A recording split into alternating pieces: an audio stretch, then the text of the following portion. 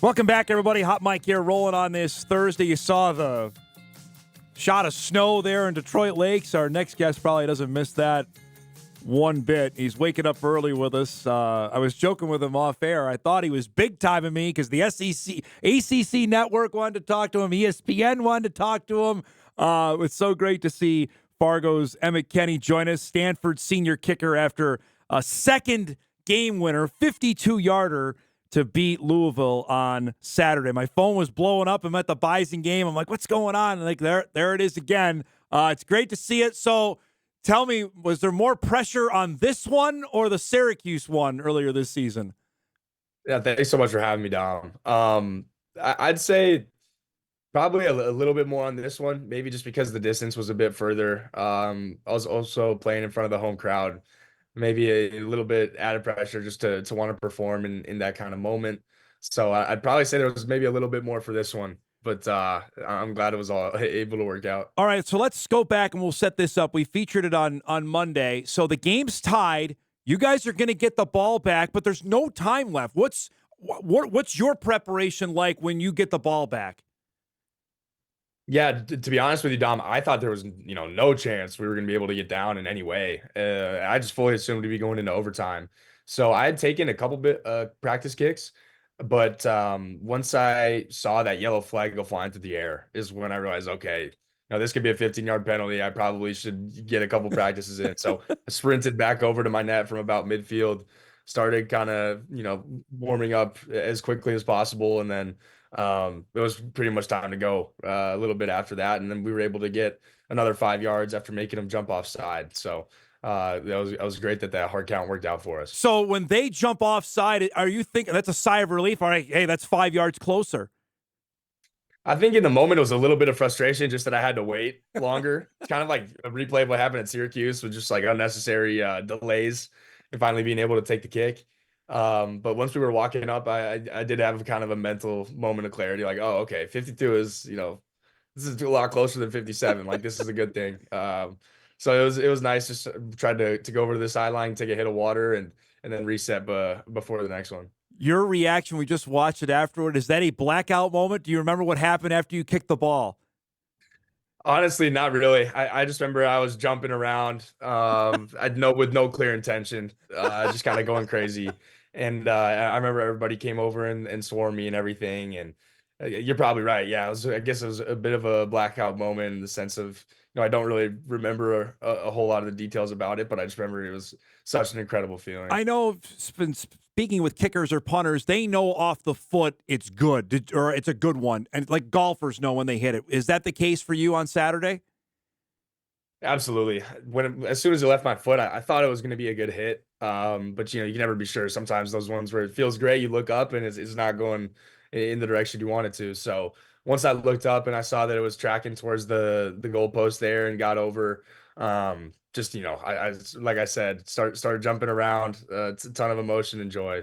So it was a great feeling. It's been a tough stretch. We talked this off air. You guys had lost 6 in a row heading into that. How badly did you guys just need that? Yeah, we needed that really badly, that win. We have, one of the toughest schedules in the country, just looking at the ESPN Power Index. And we've played some great teams over the last month and a half. And we would love to have more wins, at this point of the season. But we really just try to focus on moving forward, focus on what's next, not reflect on the past. And I think that's part of the reason why we were able to pick up a big time ranked win at our own place. So hopefully we can keep that momentum going into Saturday. It was senior day as well. Emmett, how much did that play into it, the emotions of that? It meant a lot, especially just realizing when I saw my parents on the field, just made it a little bit more special. Being able to run out of the tunnel with them at the beginning of the game, and then we met up on the field, of course, after the game when everybody kind of rushed down onto the field. It was just an amazing feeling, and I'm so glad that they were there so I could share that moment with them. So I asked you this. I'll ask again. Did you get more response on this one or the game winner against Syracuse earlier this year?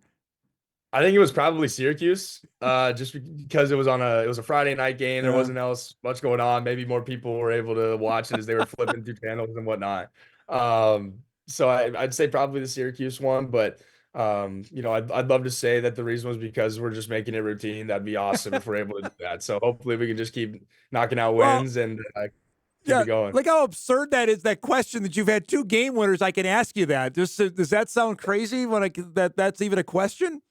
Yeah, I could not have imagined the season going like that, to be honest. I've been incredibly lucky to be able to have a couple opportunities because most guys in the country, they probably don't even get a chance at one just with the way the game situations work out. So I've been incredibly lucky to not only have the chances but be able to convert on them. All right, it's Cal week. I think everybody knows who follows college football. The Stanford Cal game has special meaning. You've been in this now to have a chance to have a big impact. How excited are you for this coming weekend?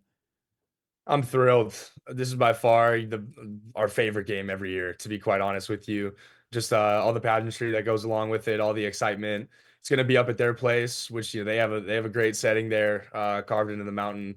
So it's going to be just a fantastic day. I'm so excited for it, and really hoping that we can come out with a win. You mentioned your mom and dad were on the field. You have an extra year of eligibility. Have you decided what you want to do next year?